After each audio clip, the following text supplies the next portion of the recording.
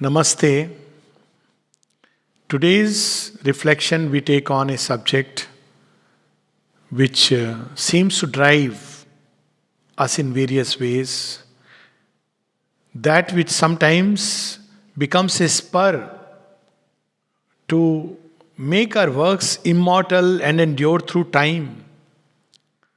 Sometimes it is the cause of much impatience in life, much frustration, but also sometimes the cause of much fear and anxiety, and it is the issue of death. Now, a lot of fear about death is simply because we don't know what it is. It's like when we know a thing, we are no more afraid because we know what it stands for, what it means, and we can possibly find ways and means and strategies to deal with it. But when we don't know something, it is a much greater fear. So a known danger is much better than an unknown danger. So this is why even now, because people don't know, they talk about viruses here, there, everywhere. So it leads it's there in the mind of man. So the uncertainty leads to a mounting anxiety. Whereas if we look at it, that there are areas where it is there, as we know it, there are clusters, and we do whatever we need to do from them, at them, then it's much easier to handle it. So anyways, about death. Now, regarding death, actually at one level, if you look at it, that's why it's sometimes visualized as a sphinx, which has a body of a lion, face of a woman, and wings of a bird. In some mythologies, death is symbolized as sphinx, but actually the same sphinx which slays, because he slays the traveler, is also the giver of life. So when we know the mystery of death, then actually we discover immortality. That's why the Upanishad says cryptically that death, and Sri Aurobindo puts it much more directly, that death is a passage, a stumbling stair, a stride we take towards immortal life. So what really is death? One thing we know, that we don't know what happens beyond it. There are accounts by people out of body experience or other near death experiences. Now there are a number of them. Dr. Raymond Moody has done study, many others, past life regression, that there is some kind of existence which exists after death. So death is not cessation of existence, it is the cessation of the body.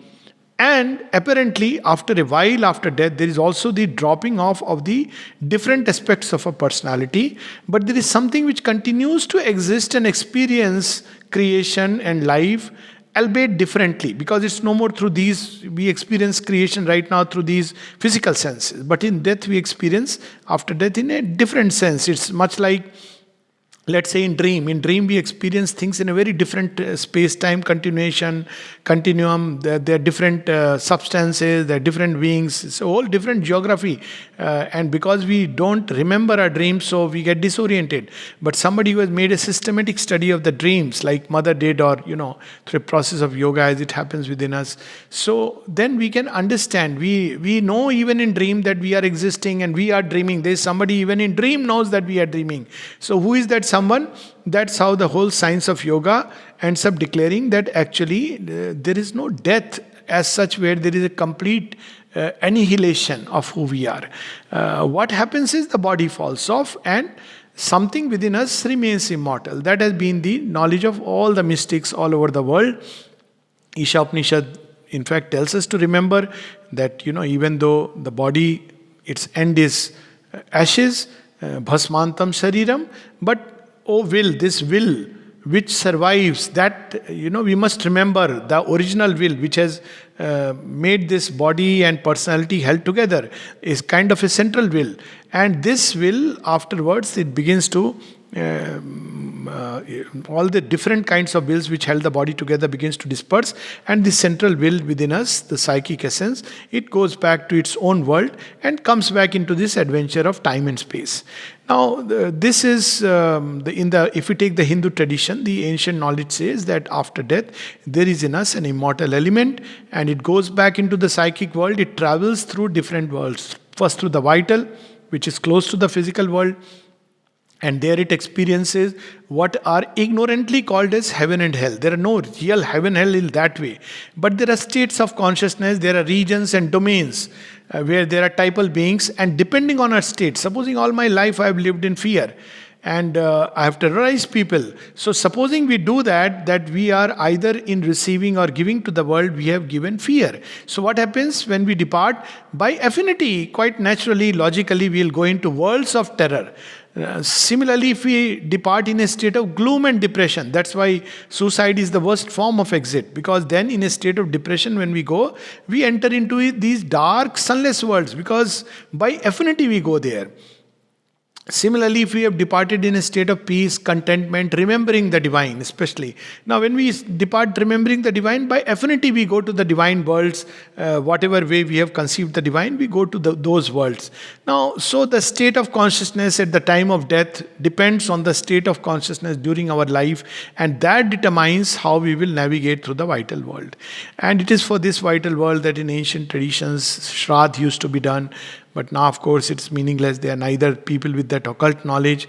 And now humanity has developed. It has become more refined. And there are simple ways of doing it. We don't need to go through those elaborate processes.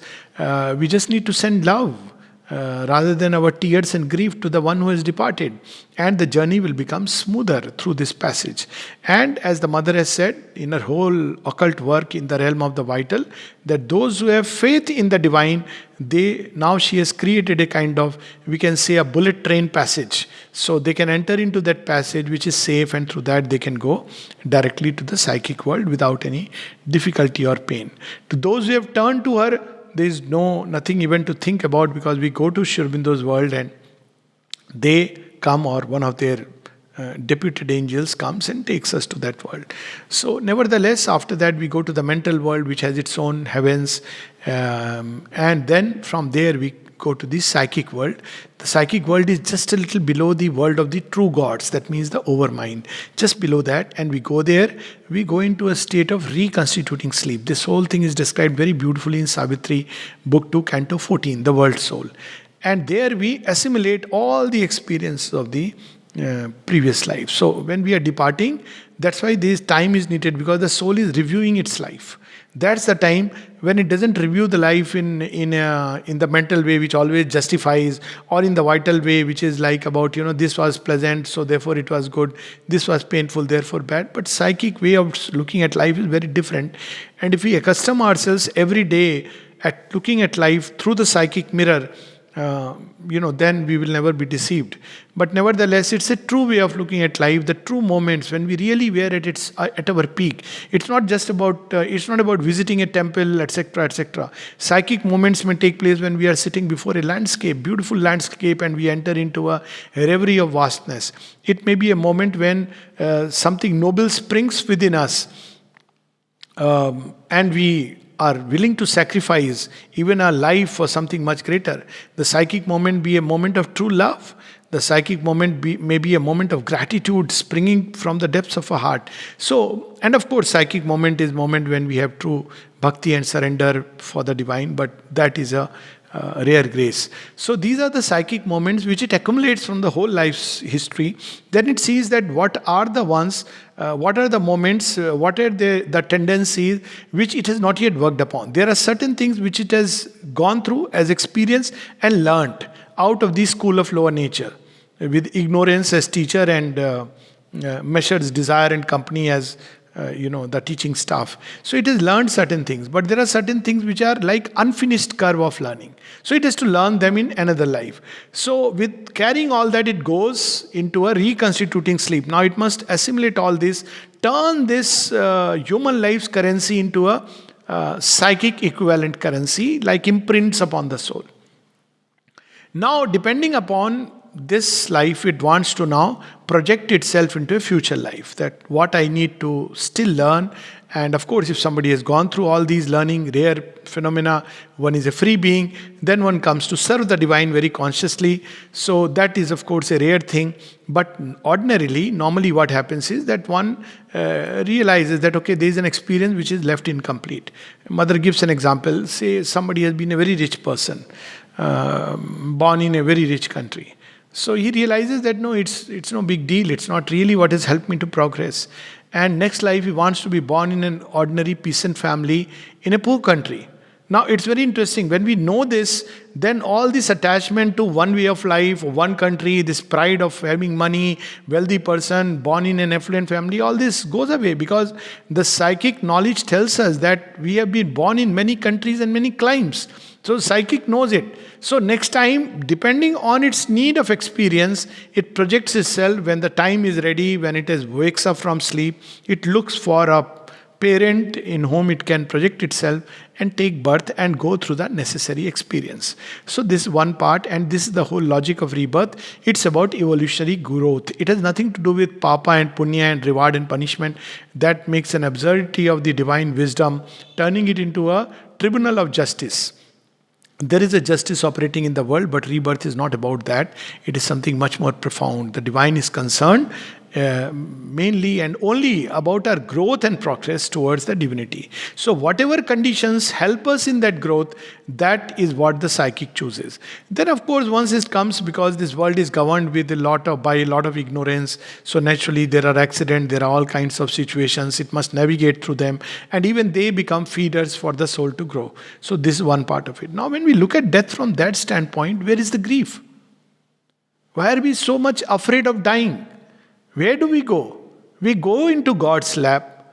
We go away from His office, or the office where God has put us, into our true home, into the divine home. We go into the divine's lap. So where is the sting? And then when we come back for a further progress. Even if we were in the best of circumstances, the next birth is going to be better in terms of our evolution. That's what we want. So where is the question of fear and worry and anxiety? If we truly, truly believe that nainam chiddanti shastrani nainam dati pavakam, if we really believe in that, not just as a kind of reading from the Gita, we should not be scared. Even the arrows cannot wound it, bullets cannot pierce it, death would die, death dies. Every time we die, death dies. Because it realizes there is something in us which it cannot take away. And going through life to life, we grow into a full-fledged psychic being. Death is a necessary process through which we grow. So again, there is nothing to fear. So as far as the Hindu, Sikh, Buddhist belief system, Buddhist, of course, there is a little bit of problem, because Buddhism doesn't really believe in an individual soul the way it is understood today, not the original teaching of the Buddha. So the karmic theory and rebirth are very questionable things, as also in Jainism. But that is the way it is understood today, not the original teaching of Buddha and Mahavira, and that's not what we should enter into. But by and large, all Indic faiths believe that there is an individual soul and there is a divine being and there is a rebirth. So we have this basic belief, this broad framework. We may fill it with all kinds of things, but the fact that we come back again, there is nothing like a permanent death. So to say, the only permanent thing is the divine, the one without a second, so there is nothing to worry about. We may take this world as an illusion, in which case there is nothing to worry about. We may take it as a manifestation of the divine, in which case there is nothing to worry about. Everything is a manifestation of the divine, and a divine wisdom is operating one way or the other. If we take that standpoint that there is nothing which happens without somewhere deep inside the sanction of the divine wisdom, then again there is nothing to worry about. So whichever way we look at it logically, there is really nothing to be afraid of death. Attachments, yes, true. People will be left behind, yes, true. But we won't be there to remember it, maybe during the passage. Those who will be left behind, yes, they may go through a sorrow if we have been really good to humanity, or for all we know, if we have not been so good, they may feel a sigh of relief. Thank God, good riddance, whatever they may shed crocodile tears. But in any case, if it's a good riddance, well, they'll be happy. If it's not a good riddance, if they are, they feel the suffering, sooner or later, time and above all the divine grace will heal, and everybody will be back to their life, because that's how life is. So there is nothing to really be worried about and be afraid of death. We can take another stance of those religions which don't believe in rebirth. They believe in one birth. One birth is, that's it. Though it's very absurd that one birth where we start with a clean slate, because there is no birth, so we start with a clean slate. Now, we start with a clean slate in different circumstances, in different places. First of all, it's if there is only one birth, then it's really very unfair to start with different beliefs, etc., etc. But nevertheless, even if we take that belief system, however absurd, illogical it may be, but they also believe that there is something which does not die with death. There is a rooh or a soul which, or an entity which persists, which rises from the grave after, finally when there is the Mahapralaya, when the world is destroyed, and it goes to the seat of judgment. Nevertheless, then instead of being afraid, the logical thing is that do things which are good. Lead a sattvic life. Lead a life that, the divine would be happy about. Not what the Maulvis and Qazis and the priest would tell us, but we can directly come in touch with the divine and read, and our heart will tell us what is a deed that would make this world happier and more beautiful, and our own life more happier and beautiful. What will create harmony, what will create unity and peace and light. We don't really need to read a book or need to meet a priest who will interpret it for us. We know it within our heart. And when we know it, we lead that life, trying to avoid as much as possible, at least certainly not giving conscious pain or conscious pain and harm to others. Conscious prem we must give, prem in Hindi, but certainly not pain and harm, conscious injury. But yes, sometimes our actions may be the cause of pain. We have acted according to our own truth, Swadharma, for something beautiful and noble, as Arjuna in the Gita, but it may give pain to others. But here there is no conscious will to do injury or pain. We are acting according to the truth, the highest truth and the highest standards of conduct available to us. So if we live that life, we should not worry. When the judgment seat we are called, we'll be happy to rush to meet with the Creator. And surely He knows best. He knows what we have done, and we'll surely go rush and meet into His arms. Then the only thing to be afraid is not death, but our life. How we are leading our life. Are we really leading a life in tune with what the God of a particular religion wants us to do? So that should be our stress, and not after death. Because after death there is nothing more we can do. Then there can be a materialist position. So here also there is nothing to worry about death. The materialist position is there is no soul. Religions are all, fictions and imaginations of the mind, hallucination. And I'm not going into this debate here, though it is again a most illogical thing to believe that the entire creation came into existence somehow out of nothingness, almost like things coming out of the magician's hat. To say that either it's an illusion, materialistic illusion, or from the spiritual point of view, an illusion. Now, there is something, okay. We can understand that we don't perceive it correctly. There is a distortion of perception. But to say there is nothing and yet there is something which perceives there is something is an absurdity. As somebody has very beautifully pointed out, somebody wrote a lovely book, The End of Science. So he is a science journalist, and he has taken various positions, and he says the problem with materialist position is this eternal question that why there is something instead of nothing in the universe. How did that something start? Even if we say a small little atom, a spark, where did it come from? So if you go back to energy, then again we are lost in the same conundrum that energy came from where. We go deeper into consciousness. So ultimately we push the question away, or we can choose to remain shut in our ignorance and say, no, there is only matter, but it's no more tenable logically and rationally. But even if we take that extreme position, there is nothing which survives after death. Then what is the worry or fear?